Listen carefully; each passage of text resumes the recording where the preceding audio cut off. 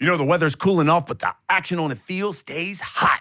And I partner with DraftKings, an official partner of the NFL, to get you close in all the action. And right now, new customers who bet just $5 get $150 in bonus bets instantly. Download DraftKings Sportsbook app now. Sign up using my promo code, The Last Stand. The crown is yours. If you've already signed up for DraftKings, like me, you can get a no-sweat bet. Get a bonus bet back if your same-game parlay or SGPX bet doesn't hit. Max reward limits now apply, and fans of multiple teams who want to bet on all of them combine multiple bets together for a shot at an even bigger payout. If sports betting isn't yet available in your state, don't worry. You can still join in on all the fun with DraftKings Daily Fantasy Sports. Download the DraftKings Sportsbook app now. New customers who use my promo code The Last Stand and bet $5, you will get $150 in bonus bets instantly. That's the promo code The Last Stand, only at DraftKings Sportsbook.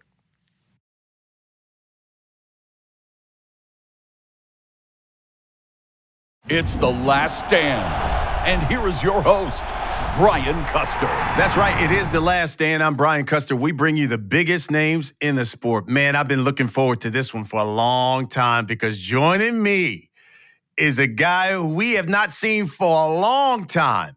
He's the current WBC middleweight champion of the world. You know him as the future of boxing, Jermall Charlo. Big Charlo is back. What's up, man? We back, baby. How y'all been? It's been a long time. So, listen, you're finally back. Showtime pay-per-view. After 2.5 years away from the ring, you've got Jose Benavidez Jr.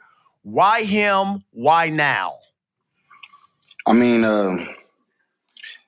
for everything that Showtime has done for me, you know, all of my fights has been on Showtime, and we have to, you know, just accept the fact that Showtime is, you know, not doing boxing anymore, and it's one of the last episodes I get a chance to, you know, bless you guys with my talent, my skills, and far as the opponent goes, I mean, it was just only right, you know, me stepping away from the ring for 2 years, come back, not taking them lightly, not saying it's a tune-up or any of those type of things in that nature. But, you know, it's me coming back and giving the chance to let you guys see me fight someone that's hungry, someone that's, you know, coming off a good outing and the brother to the main event. So why not? You know, why not push me in there, let y'all see if I'm capable of doing what I normally do. He released a statement, said that I've been training hard. I feel strong. He's been away from the ring for a long time, so I'm ready to take him out, end quote. Your response to that? Talk is cheap. You know, we'll see once we get in there. I've been away from the ring to get myself better.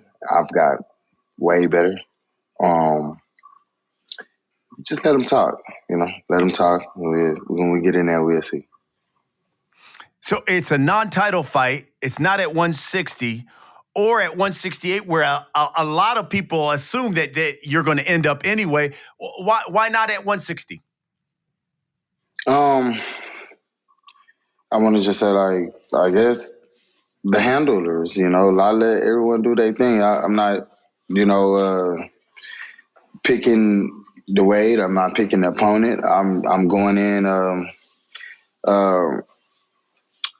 short term, you know, no like big extensive crazy camp preparing for this guy. We're gonna go in there and fight and get it going.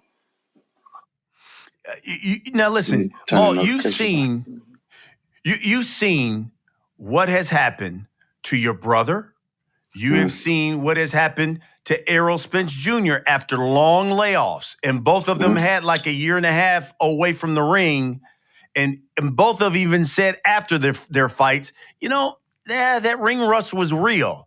Any concerns then that ring rust will be an issue considering you've been away for 2.5 years? I don't want to say concern, a factor maybe, you know. I mean, it's part of the game.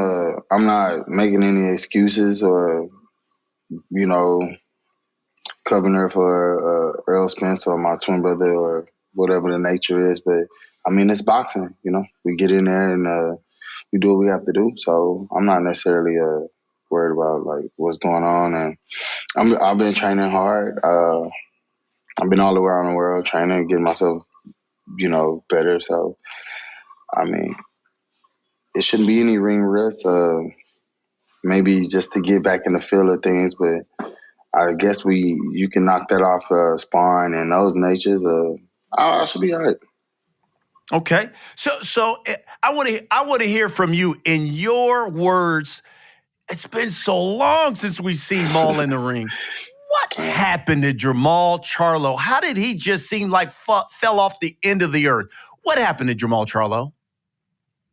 Um, I wanted to see myself get better, not worse. You know, sometimes it's not all about boxing. I spent and dedicated my whole life to boxing. But at the same time, if you really know me, I wasn't becoming the person that I actually want to become just because, you know, I had to continue to get myself better. And I dealt with some mental issues. I dealt with some injuries. I dealt with things of that nature where, you know, we don't really have to discuss. Just, you know, I lost a lot and got it back. And I'm here for it all now, you know.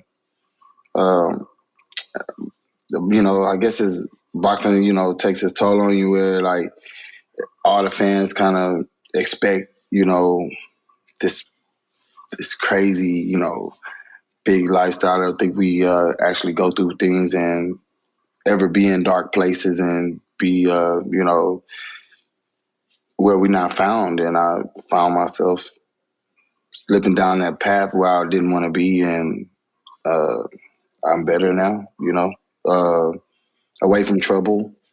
I'm home. I got a chance to actually spend the last couple years with my kids and finding out who they really are and not just boxing, you know, and it's always boxing and fights and fighting this person, fighting that person, just on top of the world. It's just like, you know, it's not what everybody think it is.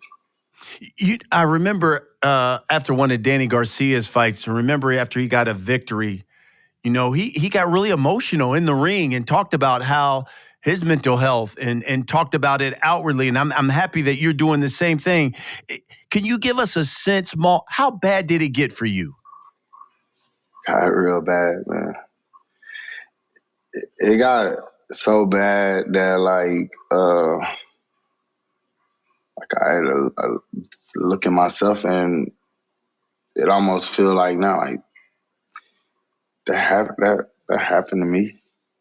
Like I don't even know what's going on. Like I didn't have no clue that, you know,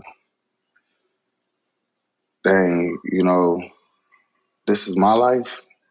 Like I'm looking at it out of body and I'm just like, nobody ever explained this part to me, you know, like this me right now. You know, and I look at myself in the mirror like, this is you right now. Like it took me some time to sharpen myself back up to like be the world champion that I started from the beginning. And Yeah. I just didn't, I mean, I could speak on it now because, you know, I faced it and I battled it and I went through some tough times, sat in my loneliness and sat away from the world. And it took me some time and, you know, I apologize to my fans, but I'm so thankful and so grateful to have like real good people and real good fans and real good people who just like understand like some of the things I had to go through at the moment, which humbled me. And I'm so glad it humbled me because the route I was taking, I wouldn't been here right now. I was headed down the wrong direction. And I don't want to say like, you know, I'm not pointing a finger at no one. Is, you know, I'm to blame. You know, I couldn't I couldn't have did it with the people that was around me, and they brought me back to life.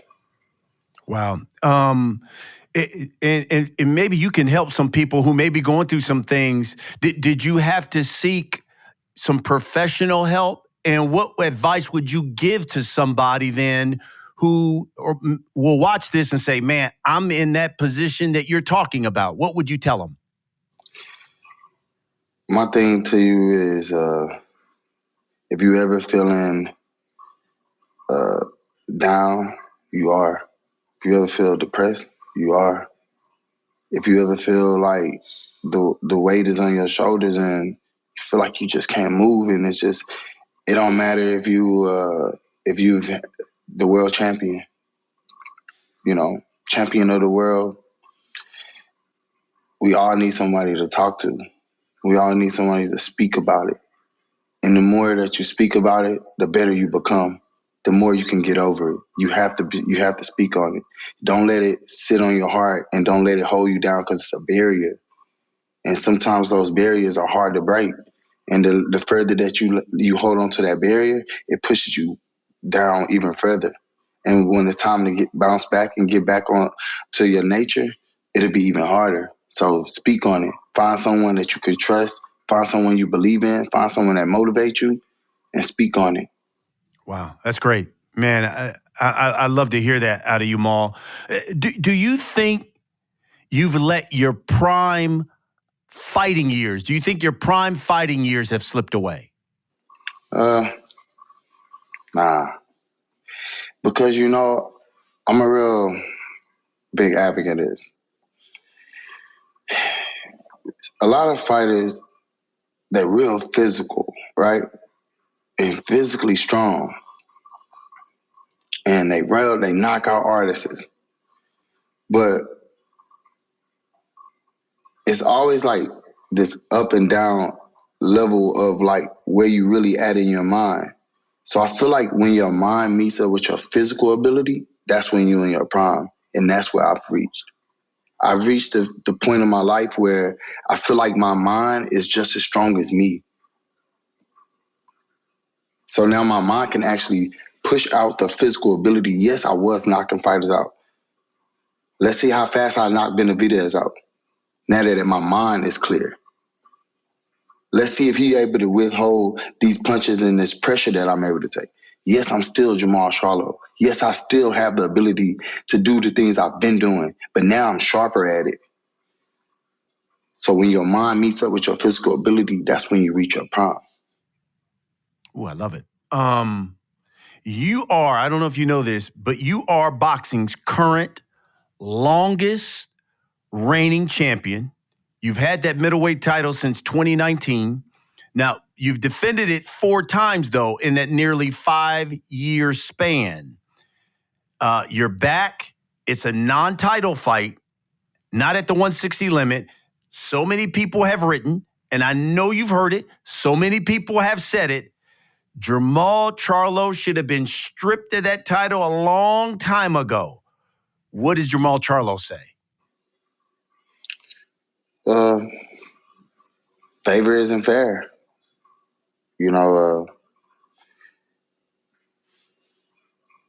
What can you say? I got better. Like, it took me some time to get. Did y'all want to see me fight when I wasn't at my peak? Or did y'all want to see the champion fight for everything that they built? They could have. I would have went and got it back. I'm not saying it in a way of like, to nitpick at anybody, but it's still some champions out there, some fighters that we can still fight and even make more. The future is here, and I'm here to bring it. So the title is just a trophy. I'm here for my legacy. I'm here for longevity. Me and my twin brother, we fight for our life and our lifestyle, and we're ready.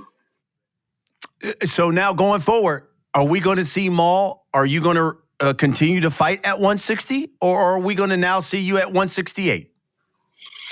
I mean, if you look at what's going on in the fight world, I don't want to even just say boxing, fight world. I might even go over to MMA, UFC. We never know. I might fight a UFC fighter. Who knows? We don't know what's going on right now. So, like, even Showtime is gone. HBO's gone. You know what I mean? Yeah, I mean, we don't know what's going. So, like, I'm here for 160. I'm here to hold the belt as long as I can. I mean, I'm glad that the WBC and Suleiman, the whole family, everyone that reached out, that cared about me at the time. I mean, I know I wasn't too vocal about what's actually that actually went on in my life and those things, but I mean, look, I'm back, you know.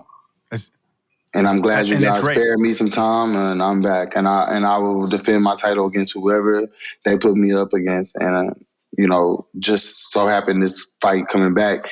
I don't know if it's due to weight or whatever, but the situation is that we on the undercard. This is a fight that they could have made for me and Benavidez, the brother or whatever.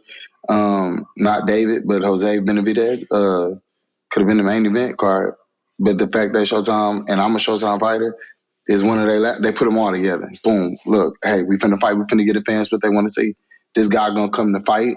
He not trying to lose. He's been through a lot too himself. I've been through a lot myself. We both been off for a while. He took some losses in between. Hey, I took some losses too, but it just wasn't in the ring. So we get a chance to both, put up or shut up. And I'm going to give y'all the best Jermall Charlo up to date. Hi, everybody. We got a new podcast partner. It's Uncommon Goods. And when you shop at Uncommon Goods, you're supporting artists and small independent businesses.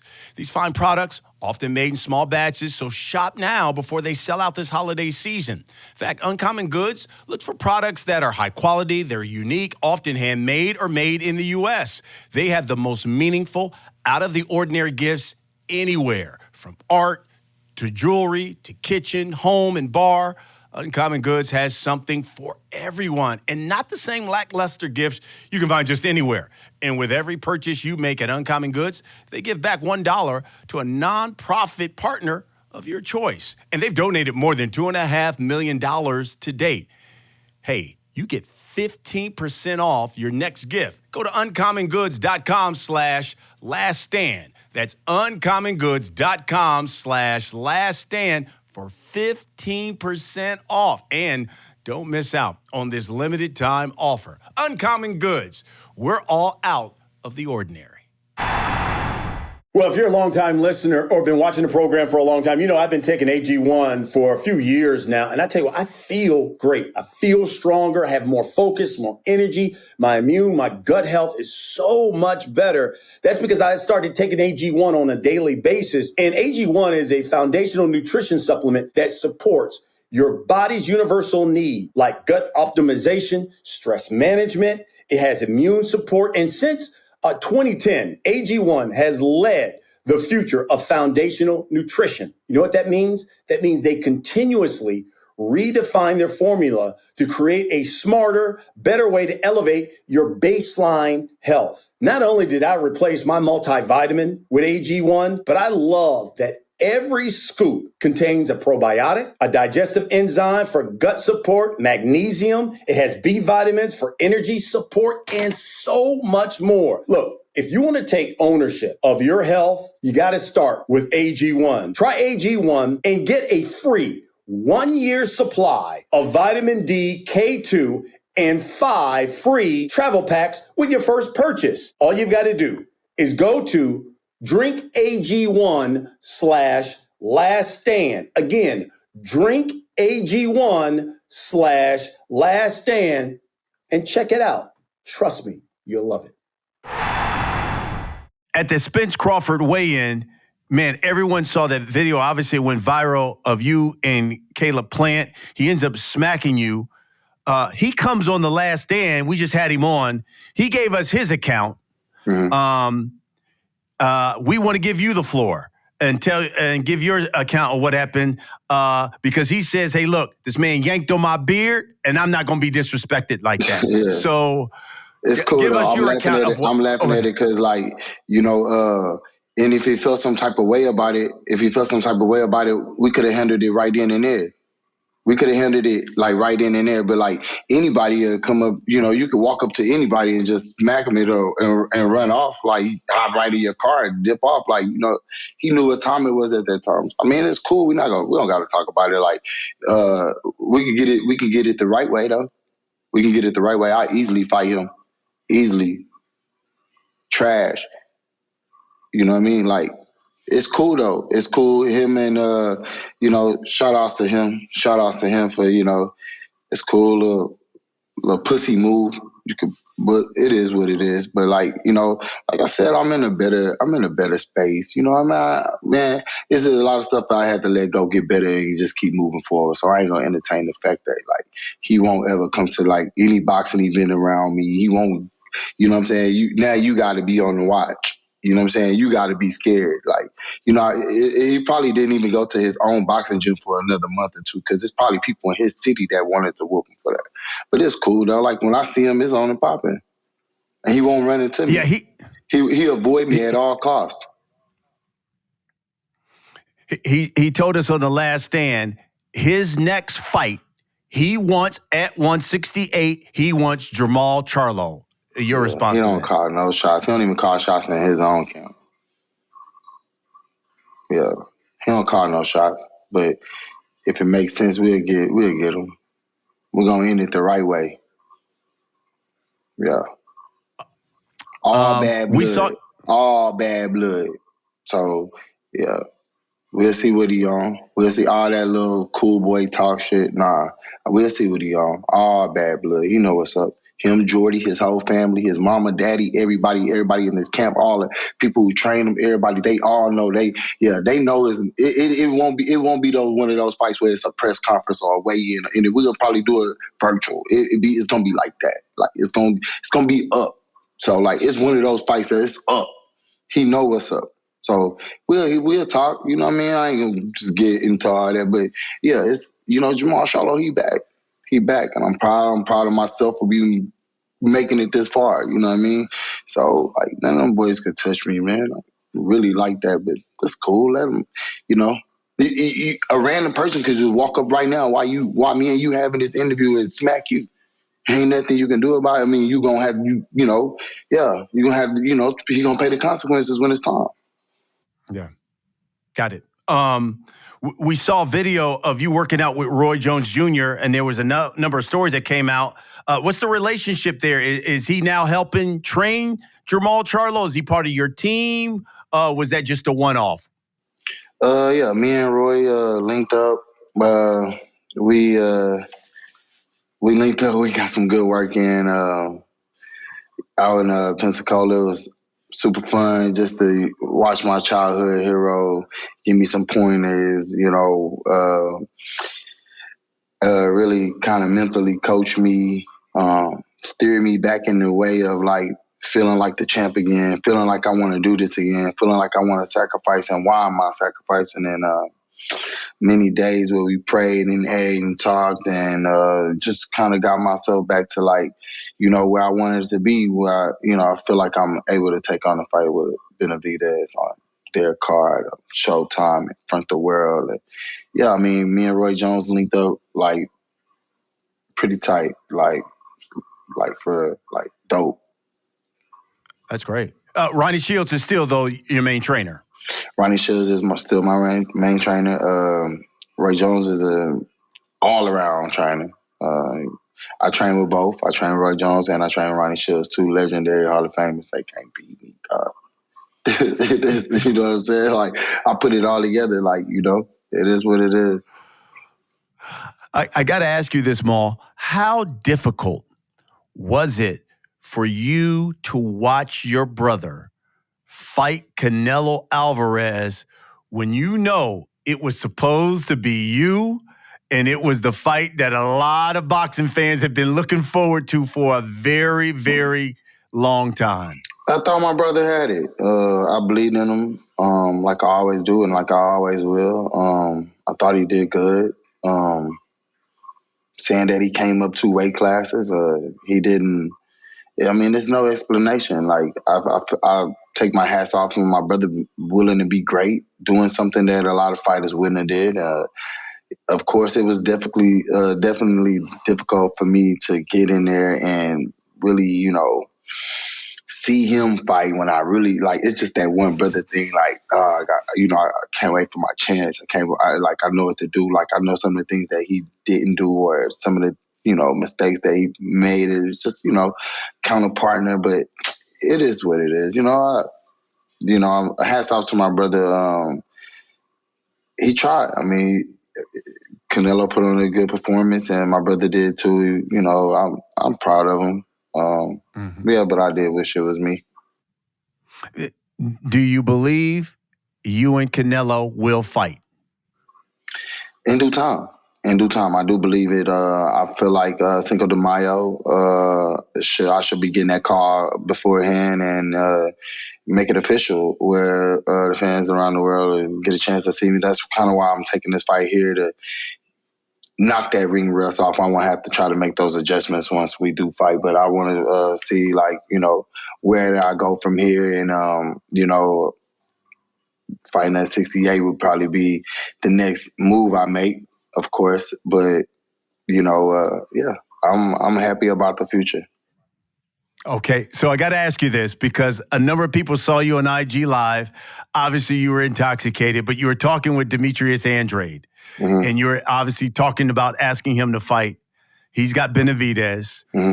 You've gone back and forth, obviously, with David Benavidez, too, about fighting him. You've had the altercation with Caleb Plant, who told us he wants you next. What do you say, Maul, to people who say, man, I like Jermall Charlo, but I think Charlo is just a guy who cries wolf. He talks about fighting these big names, but doesn't get in the ring with them. I mean, what can I say? Just keep paying attention to him, I guess. Say whatever you want. Like, I don't care what they say. No explanation, whatever. Me and Andreas talked multiple times this camp. We spoke a few times, and yeah, we both want to fight each other. We both love to do it. I mean, it's kind of out of his hands, out of my hands, out of Benavidez's hands. If that was the case, I wouldn't even been fighting this brother. I would have been fighting Plant if it was all up to me. Like, I'm not necessarily like worried about what anybody say. I mean, it's in the handler's hands, and I have the best team in boxing. I mean, I feel like I've done pretty exceptional well far as how I stage things and the way my life has worked. I've been out the ring for 2 years, and I mean, you see how things going. Somebody's working, somebody's over it. So, yeah. Andre also talked about, he said, listen, I think when it comes to Charlo, he needs to get his drinking under wraps before he can come back and really be effective. Probably so. I guess I was going to ask you, he almost intimated, does Jermall Charlo have a drinking problem? I don't drink at all, actually. If I have a drink, I choose to with my friends or whatever the situation may be. But it's not like a problem. It's not like somebody, I drink. Like, so I have not in camp, not out of camp. You know what I mean? That's not what it is. And I'm pretty sure Andreas had a few drinks himself and gone on and talk shit to somebody or whatever. But I get a chance to do it. It's so fun to me. So sometimes I like to have fun. Like, we're going to have a drink. We're going to go in there. We're going to talk shit to all of it. Piss them off, whatever. Nah, I mean, I guess that's the only time they see me. They don't see me when they're, whatever. Absolutely. What are your goals going forward now in this sport before you retire?